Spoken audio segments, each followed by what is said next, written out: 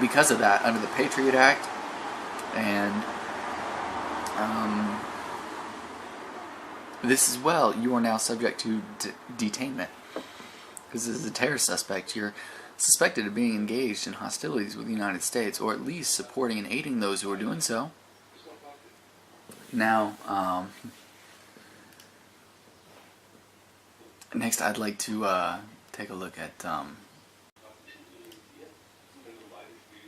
Rex 84. This was put into play in 1984 by Ronald Reagan, and it was a readiness exercise ran by FEMA. This was a readiness exercise ran by FEMA. And, I mean, we know that the government doesn't waste money on plans that it doesn't think have some merit. It's not going to put into play a readiness exercise that isn't a legitimate strategical defense or system of readiness that they are actually planning to enact at a particular time somewhere down the road. And this one, in 1984, allowed FEMA to activate secret national readiness exercise. And this exercise was in the event, the scenario here was in the event that a mass exodus, a mass immigration of illegal aliens came up, from Mexico, and FEMA had to round them up, and they couldn't all be deported at the same time. So logically, we would have to detain them somewhere, and this allowed that at a minimum 6 military bases would be converted into prisons and used to detain these citizens. Now, it gave $180 million since then to FEMA to actually create these prisons over in fiscal years 2009 and 2010. So it was put into play in real life time later on, where they've actually, on the books, continuously funded this to happen. And this was just 3 years ago, fiscal year 2009 and 10, that they gave $180 million to build and maintain these prisons.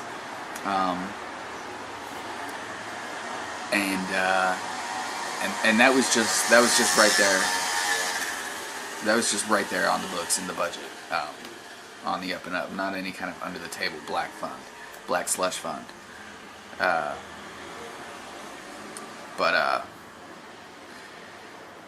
Yes, and they would detain the illegals at these internment camps until such a time at which they could be deported. And in the middle of this, they would suspend the Constitution in the United States, and the government control would turn over to FEMA. Because apparently, these mass exodus of illegals coming into the country was such a problem that we would have to suspend the Constitution, and we would have to turn control of the government over to FEMA and let FEMA tackle on this immigration problem, this invasion of illegals, and martial law would be declared. Now, as ridiculous as that sounds, we're funding it. We're converting the bases into prisons. We have, and these same bases that are being funded to be turned into prisons under this act are controlled by FEMA as relief readiness centers. And it's amazing that the same building is simultaneously referred to in 2 different bits of documentation as a prison and a relief center. One interdepartmentally and between departments of government, and the other between addressing the civilian population. It's a readiness relief center, or It's for national disasters and supporting aid and just to house families in time of need. You know, is amazing. But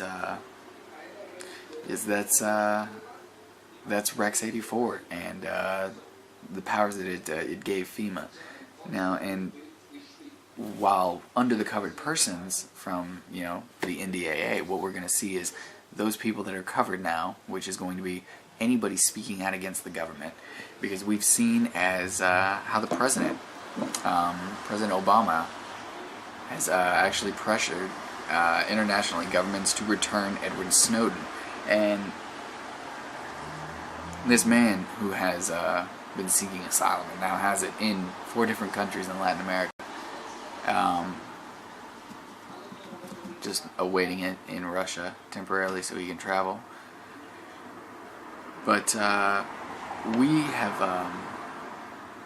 gone after whistleblowers, which we've said whistleblowers, who a whistleblower is someone, you know, coming forward, speaking out the truth and speaking out for what's right and looking for protection against the corporation, agency, group, or people that they're speaking out against, because they're trying to do the right thing and report a wrongdoing.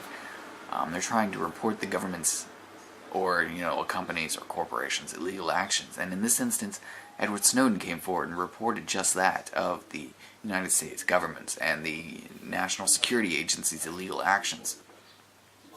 And we have since gone after him. And our government is now seeking to prosecute him, even though he's received asylum and he's, you know, just trying to get there now. And not only that, but we've even, in similar instances, and in this as well as in this one, tried to go after the journalists that were involved. You know, those that were just reporting the stories that were being given to them, the ones that were doing their jobs. The whistleblower would come forward to them and give them the information, and they would just do their jobs and run with the story, which has never been illegal. To, you know, freedom of the press, freedom of speech, both of those. I mean, just that's mind-blowing again. And we're trying to go after and prosecute those people. We are getting ready to declare martial law, and these internment camps are being set up. The covered persons are being defined very loosely, on purpose, but in a way that terrorist and Al-Qaeda and attack is put in there so that you think hostilities, hostile forces. That would never be anybody sane in America. Only insane people would speak out against America. But we're, you know, this is the federal government that is actually taking control. They are not America. They are the federal government, and they need to be watched more closely than anyone.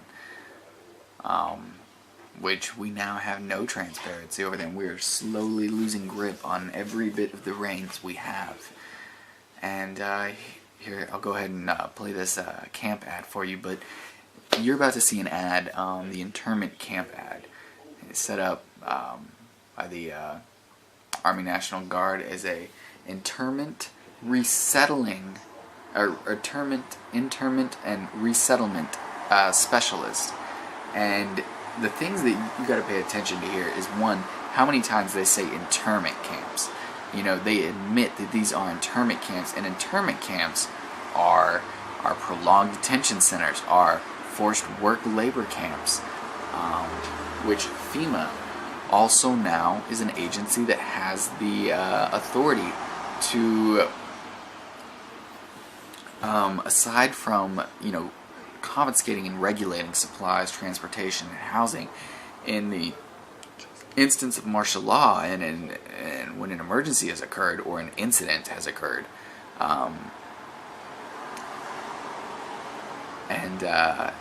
They also have the authority to establish a system. It's defined as a system, like a system of labor and a workforce and compensation. And the way it is outlined is very, very, very strategical, but it empowers the Federal Emergency Management Agency with the ability to put the people in these internment camps, and then while in these internment camps, the people with these internment camps, they get to establish the work that the people in the internment camps have to do in exchange for the compensation of the relief that they're receiving, the place to stay. So essentially, you're working for the right to live in the place that they've put you. You are a prisoner and you're being forced to work, and you're not even getting the 40 cents an hour that prisoners get. You are a slave at that point. But another thing to pay attention to, aside from how many times they say that this is an internment camp, is that this is the Army National Guard, and they're saying they're training you as military police, and they're training you in this aspect. Excuse me. But the Army National Guard has never needed MPs so badly to focus on internment camps or just detention centers. MPs is just like any job in the military where it's filled, and there's a number of people in the career field, and they fill the positions around the world, but they're trained. They always go through the same process. They join and they pick that MOS, and then they go through the individual training. This is setting it up, individual training, where it's specialized training, like the Cordon Bleu or a Massage School Institute. It's private program training where you train for that career and you go straight into that, and that's private sector. And it also mentions that it's in the private sector as well. That you are spending your time with just prisoners, which is not a big part of necessarily of the MP profession. Yes, depending on where you are, it is. But in internment camps, that's not necessarily a huge part of the MP field. Most MPs aren't at internment camps. So again, this is a future. This is an ad being set up, calling for people to be trained for the future, for a future requirement, one that is not needed, has never been needed, one has never been ordered, and yet here it is. You might remember seeing this briefly a couple years ago on the air, but they ran it pretty frequently for. I remember going for at least a couple months, and here it is. I'll play that now. Occupational specialty, internment resettlement specialist. This MOS plays an integral role in providing a uniform system of handling prisoners and detainees. First and always, these MPs are combat support soldiers trained to fight. Then also trained as internment resettlement specialists to control and supervise detainees, to ensure their humane treatment, and to assist them in returning to a productive life. For this job, the Army will train you to use specialized equipment to monitor activities, to conduct searches, and to inspect areas where prisoners work and live. Here, you'll train to in-process prisoners and detainees, and to brief them on their rights. In addition, you'll train to inventory and secure their property, take photographs and fingerprints, issue personal items, and assign cells. You'll train to conduct prisoner formations and roll calls, to monitor their exercise, recreation, and work areas, to prepare and maintain records, and develop written reports. After your initial entry training and advanced individual training, you'll work long hours, day or night, in a garrison or field environment, where you may practice emergency procedures, detect and confiscate contraband, and escort prisoners outside the facility. Serving in this MOS can help you transition from the military to the civilian employment sector. In the Military Police Corps, you'll be providing both combat support and law enforcement wherever you go, always upholding our motto, of the troops and for the troops. Military occupational specialty, internment resettlement specialist.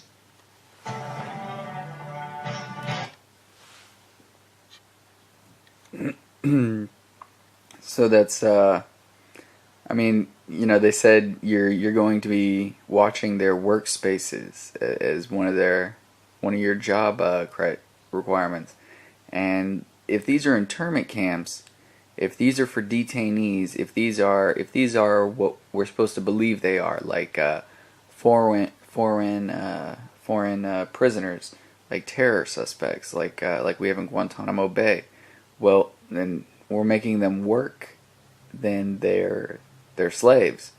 If these are American prisoners and we're making them work in the prisoner work program, and we have the National Guard policing them, then that's posse comitatus.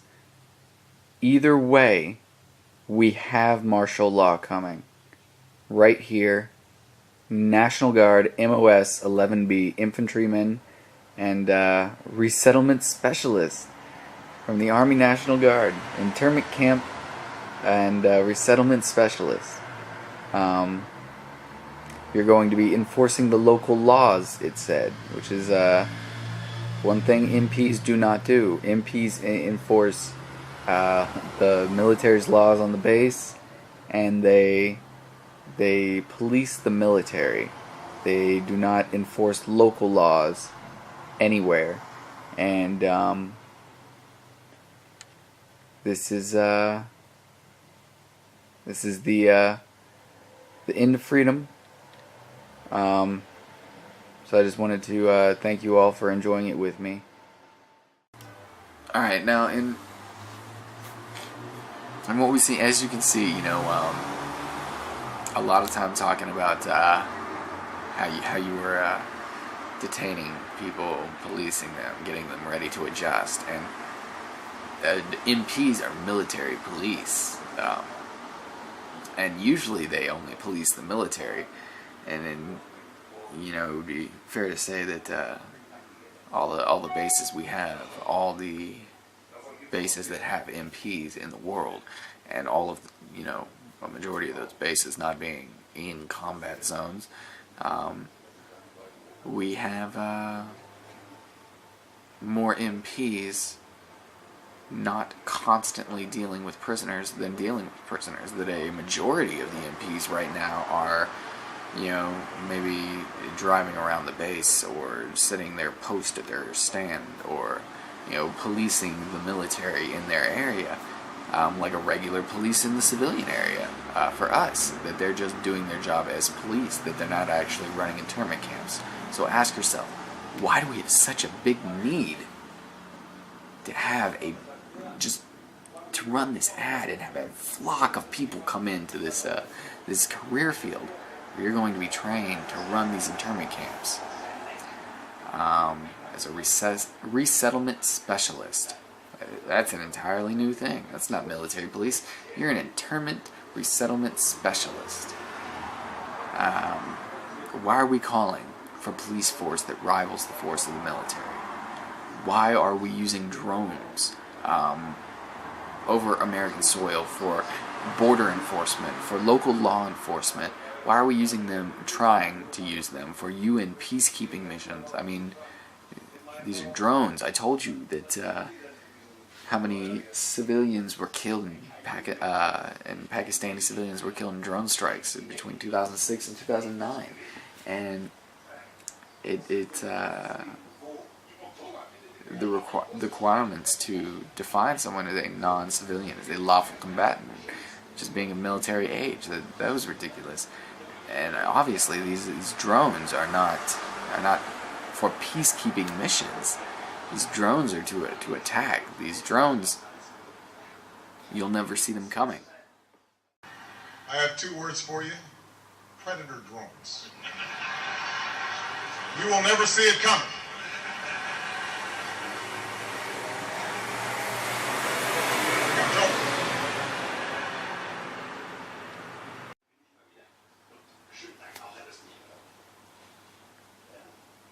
But yes, that's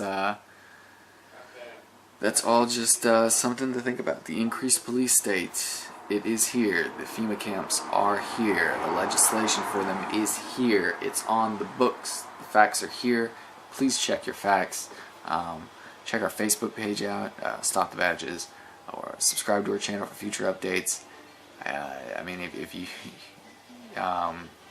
we do encourage you to repost, share this video, help get the word out, help spread the message.